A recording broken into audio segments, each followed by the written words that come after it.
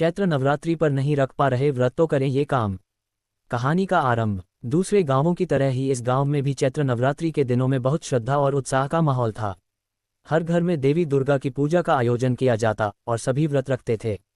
लेकिन एक छोटे से गांव के एक साधारण से परिवार की कहानी ने एक रहस्य को जन्म लिया जो आज भी अनकही है। गांव में एक परिवार था, श्रीवास्तव परिवार। इस परिवार के मुखिया पम राजेश्वर श्रीवास्तव एक विद्वान ब्राह्मण थे। उन्होंने अपने जीवन में कभी भी किसी पर्व या व्रत का उल्लंघन नहीं किया था। लेकिन इस बार उनके परिवार में एक ऐसी घटना घटी जो सबको चौंका देने वाली थी। चैत्र नवरात्रि का पहला दिन था। पम राजेश्वर श्रीवास्तव को एक अजीब सा एहसास हुआ। उनका शरीर थका हुआ सा महसूस हो रहा था। वे हमेशा की तरह सुबह उठे, स्नान किया और पूजा करने के लिए तैयार हुए, लेकिन उनका मन कुछ और ही बात कह रहा था। उन्होंने सोचा, क्या सच में इस बार व्रत रखना संभव है? शादी के बाद उनकी पत्नी शारदा देवी और उनके बच्चों ने हमेशा नवरात्रि के व्रत रखे थे। लेकिन पम राजेश्वर को इस बार एक अजीब सा संकट महसूस हो रहा था।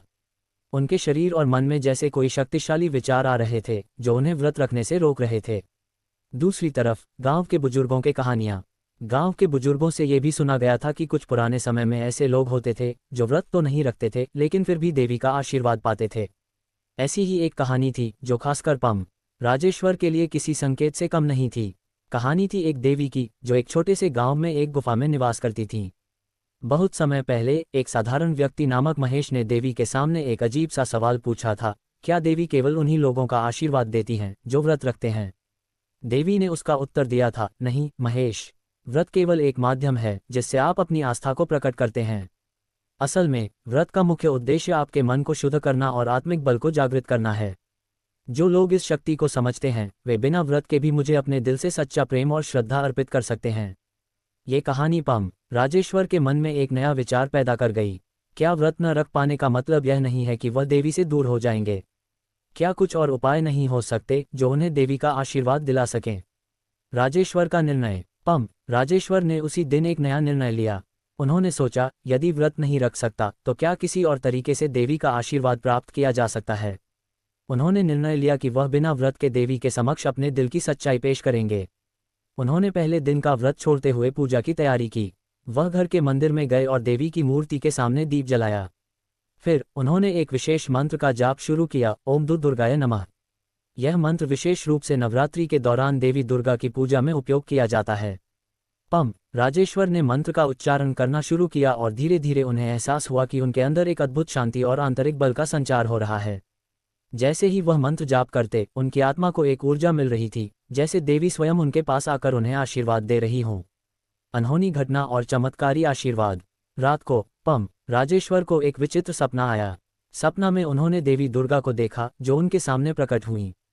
देवी ने उन्हें कहा, राजेश्वर, तुमने अपना मन शुद्ध किया है और मुझे सच्चे प्रेम से पुकारा है। व्रत का उद्देश्य मन की शक्ति को जागृत करना होता है और तुमने इस उद्देश्य को समझा है। इसलिए मैं तुम्हें आशीर्वाद देती हूँ, परंतु केवल इस शर्त पर कि तुम दूसरों को भी यह समझाओ कि आस्था और श्रद्धा केवल बाहरी क्रियाओं में नहीं बल्कि मन की सच्चाई में होती है। सपने से जागने के बाद पम राजेश्वर का चेहरा तेज से भर गया। उन्होंने महसूस किया कि देवी का आशीर्वाद उनके साथ है। उन्होंने तुरंत अपने परिवार को यह अनुभव बताया और सबको ये सिखाया कि व्रत का असली उद्देश्य है आत्मा की शुद्धि, और अगर किसी कारणवश व्रत न रख पाएं तो भी यदि दिल से देवी की पूजा की जाए तो वही असली व्रत होता है। कहानी का संदेश। ये कहानी हमें ये सिखाती है कि देवी पूजा का वास्तविक उद्देश्य हमारी आस्था और आत्मा की शुद्धि है, न कि केवल व्रत रखना। अगर किसी कारणवश व्रत न रखा जा सके तो भी सही तरीके से पूजा, मंत्र जाप और मन की शुद्धि से देवी का आशीर्वाद प्राप्त किया जा सकता है। इसलिए यदि आप चैत्र नवरात्रि पर व्रत नहीं रख पा रहे हैं तो भी दिल से देवी की पूजा करें, मंत्र जाप करें, अपने मन को शुद्ध करें और देवी से आशीर्वाद प्राप्त करें।